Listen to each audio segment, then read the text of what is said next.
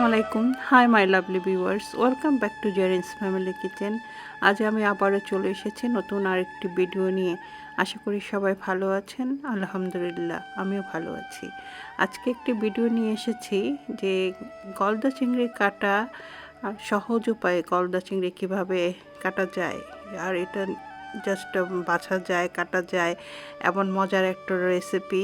আপনারা তো সেই নারকেল দিয়ে অনেকেই চিংড়ি মাছ খেয়েছেন, কিন্তু সরিষা দিয়ে কখনো খেয়েছেন কি না? আমি আজকে একটা মজার রেসিপি নিয়ে এসেছি যে সরিষা দিয়ে জাস্ট গলদা চিংড়ি ভুনা।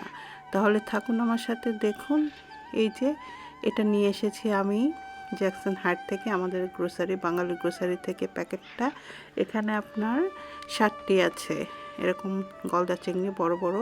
তো এই গলদা চিংড়িগুলি আমি জাস্ট ফ্রোজেন প্যাকেটে এরকম পাওয়া যায়, তাই আজকে এগুলো আমি ভিজিয়ে একটু জাস্ট আইসটা একটু গলিয়ে নিয়ে তারপর আপনাদের সাথে দেখাচ্ছি কীভাবে কাটতে হবে।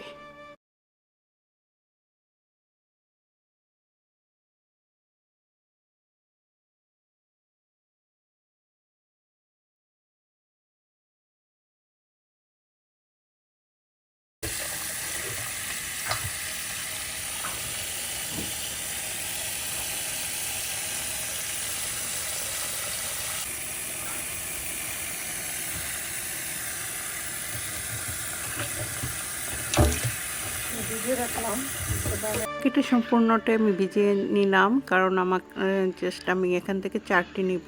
মানুষ আমরা মাত্র 3 জন, 4টি আর কি নিয়েছি। নিয়ে এটা কেটে রান্না করে আপনাদের এখন দেখাবো। এই প্রথমে আমি একটা নিয়ে নিলাম।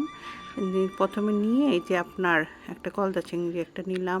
নিয়ে আপনার যে লেজ বড় বড় পাগুলা, যেগুলো পাগুলা, এগুলো আর কি একটু কেটে নিতে হবে। এই মাছটা কাটার জন্য এরকম একটা আর কি মাছ কাটার কেচি নিলে ভালো হয়। আসলে কেচিতে এরকম একটা, সবার কিচেনে এরকম একটা কেচি থাকা খুবই জরুরি।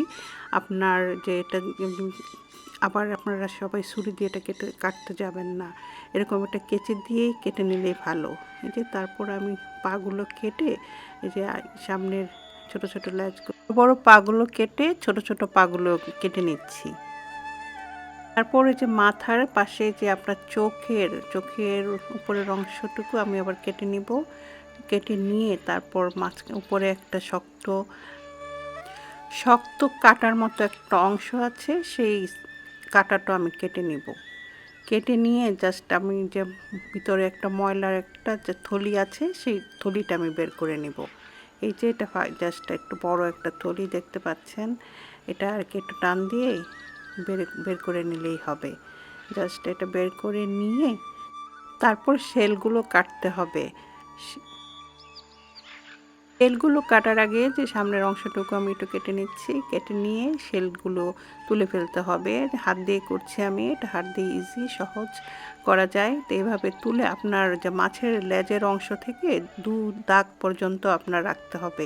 জাস্ট এটা একটা সুন্দর একটা ডিজাইন মানে আর কি হয়ে যাবে, দেখতে ভালো লাগবে সেজন্য। তা আপনারা লেজটাও তুলে ফেলতে পারেন, কিন্তু আমি এটা রেখে দিলাম দেখতে সুন্দরের জন্য। তারপরে এই যে একটা কাটা আছে দেখেন, লেজের উপরে একটা শক্ত একটা কাটা আছে, এটা আমি জাস্ট কেটে নিব। কেটে নিয়ে একটা জাস্ট ছিদ্র হবে, এই ছিদ্র দিয়ে টেনে আমি ওই যে রগটা আর কি তুলে ফেলবো, বের করব। তাহলে দেখুন কিভাবে করছি।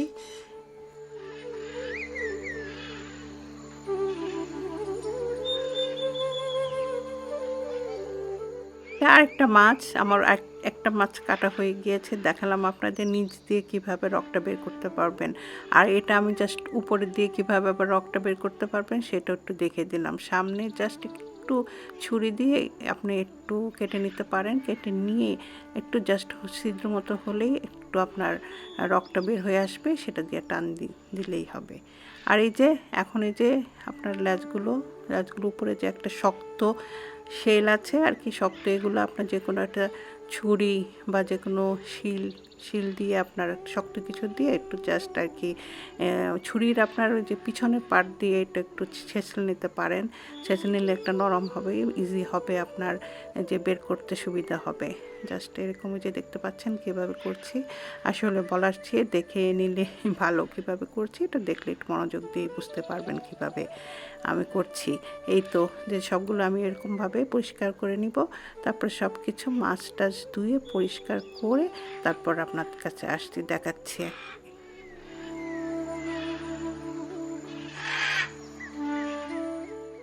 এই যে আমার সব মাছগুলো ধোয়া হয়ে গিয়েছে, যে ধুয়ে টুয়ে নিয়ে এখন আমি রেডি। জাস্ট আমি রান্না করে দেখাবো আপনার সরিষা দিয়ে কীভাবে চিংড়ি মাছ রান্না করবেন। এটা খুবই টেস্টি, খুবই মজার। আমি করেছিলাম, সবাই খেয়ে খুব পছন্দ করেছে। আপনারা তাহলে দেখুন আমার রেসিপিটি কেমন লাগে।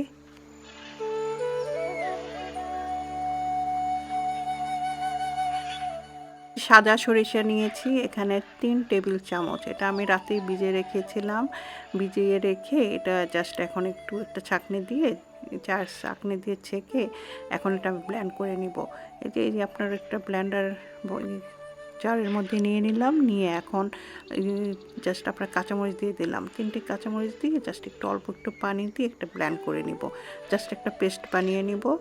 এই তো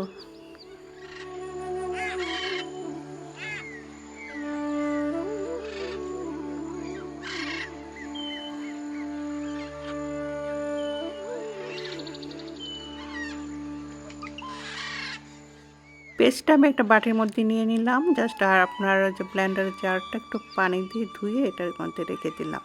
এখন আমি যে চিংড়ি মাছগুলো একটু ভেজে নেব, সেজন্য এর মধ্যে একটু হলুদ দিয়েছি, জাস্ট অল্প হলুদ, হাফ চামচ হলুদ, হাফ চামচ মরিচ, আর পরিমাণ মতো স্বাদ মতো লবণ দিয়ে এটা মেখে নিয়ে তারপর আমি এটা ভেজে নেব। এই তো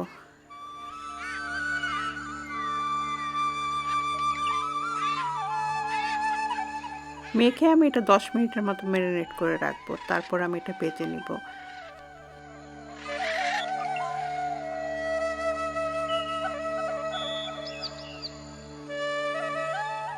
আমার 10 মিনিট হয়ে গিয়েছে। চুলায় একটি আমি কড়াই বসিয়ে দিয়েছি, দিয়ে আমি এটা সরিষার তেল দিয়ে দিয়েছি। সরিষার তেলটা আপনার পরিমাণ মতো দিবেন, দিয়ে এটা ভেজে নেবেন। মাছটা বেশি ভাজা যাবে না, অল্প ভেজে নিতে হবে, কারণ বেশি ভাজলে মাছটা শক্ত হয়ে যাবে। চিংড়ি মাছটা আমি এইভাবে জাস্ট এপাশ ওপাশ করে আর কি আপনার ভেজে নিলাম। আমার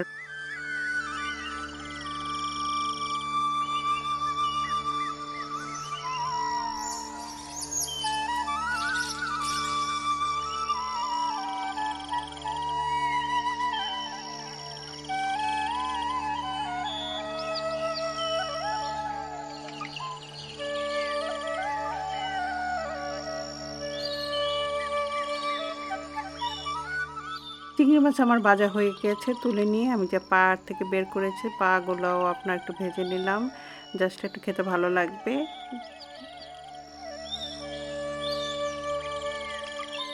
এখন আমি চুলায় আবার তেল দিয়ে দিলাম। এখানে আমার বেশি পরিমাণ একটু তেল দিতে হবে। আমি এখানে হাফ কাপের মতো তেল দিয়েছি, হাফ কাপের থেকে একটু বেশি পরিমাণে তেলটা দিয়েছি। দিয়ে এখানে আমি জাস্ট 1.5 কাপ পেঁয়াজ কুচি দিয়ে দিলাম। তেলটা গরম হয়ে আসার পর আপনার পেঁয়াজটা দিতে হবে, দিয়ে পেঁয়াজটা এখন ভালো করে আবার এটা ভেজে নিতে হবে, সুন্দর করে ভেজে নিতে হবে। জাস্ট একটা বাদামি কালার চলে আসবে, বাদামি কালার চলে আসলে তখন আমি আদা রসুনের পেস্ট দিয়ে দিব। তাহলে এটা ভাজতে অনেক সময় লাগে, টেস্ট ভাজা হোক, তারপর আমি আসছি আবার।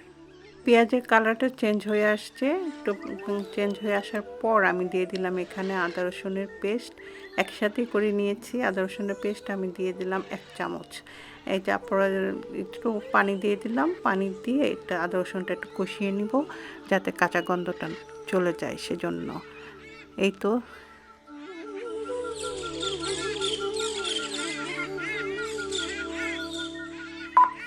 আদা রসুনটা আমার কষানো হয়ে গিয়েছে। কষানো হয়ে যাওয়ার পরে আবার আমি হাফ কাপ পানি দিয়ে দিলাম। পানিটা দিলাম এজন্য যে এখন মশলাগুলো দিয়ে দিব, যাতে মশলাগুলো পুড়ে না যায়, গন্ধ না থেকে যায়, সেজন্য। এখন আমি দিয়ে দিলাম 1 চামচ হলুদ গুঁড়া, 1 চামচ মরিচ গুঁড়া, ঝালটা আপনাদের পছন্দ মতো দিবেন, হাফ চামচ ধনিয়া গুঁড়া আর হাফ চামচ জিরা গুঁড়া। দিয়ে এটা স্বাদ মতো লবণ দিব, লবণ দিয়ে তারপর এটা মশলাটা ভালো করে কষিয়ে নিতে হবে, অনেক সুন্দর করে কষিয়ে নিতে হবে, মশলার গন্ধটা যেন না থাকে, তাহলে খেতেও ভালো লাগবে। এই তো রান্নার চুলার আঁচটা থাকবে মিডিয়াম আছে, আর আমি পুরো রান্নাটাই সরিষার তেল দিয়ে করেছি।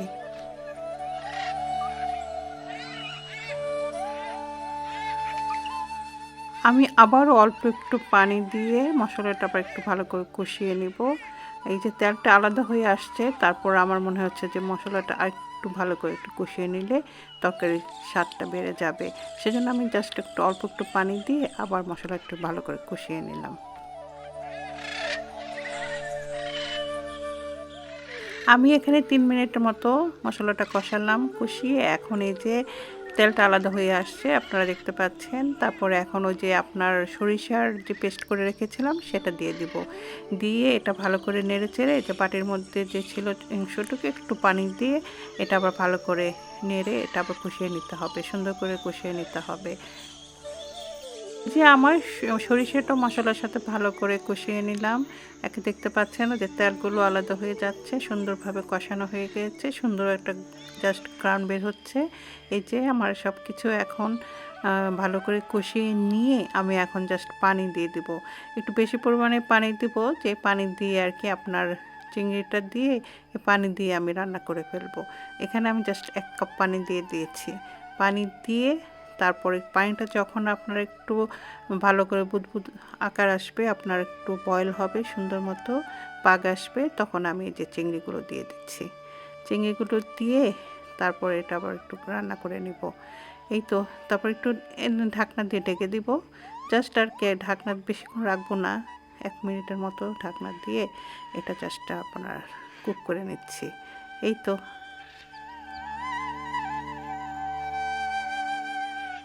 মিনিট পর আমি ঢাকনা তুলে জাস্ট চিংড়িগুলো একটুখানি উল্টিয়ে দেব, উল্টিয়ে দিয়ে জাস্ট আপনার পানিটা একটু শুকিয়ে নিতে হবে।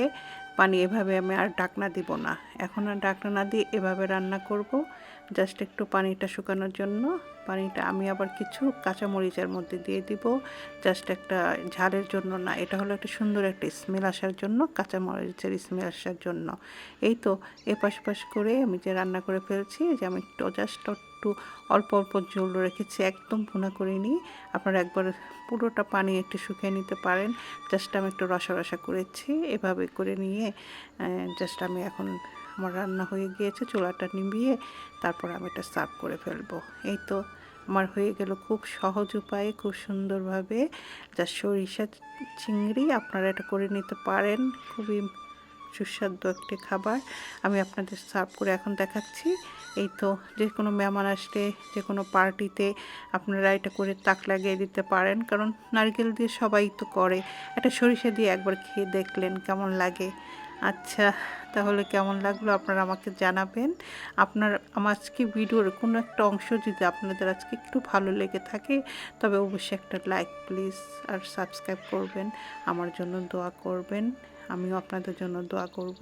যারা সাবস্ক্রাইব করেছেন তাদেরকে অসংখ্য ধন্যবাদ, যারা সাবস্ক্রাইব করেনি আশা করি সাবস্ক্রাইব করে নেবেন, আমার জন্য দোয়া করবেন, ভালো থাকবেন। আল্লাহ হাফিজ।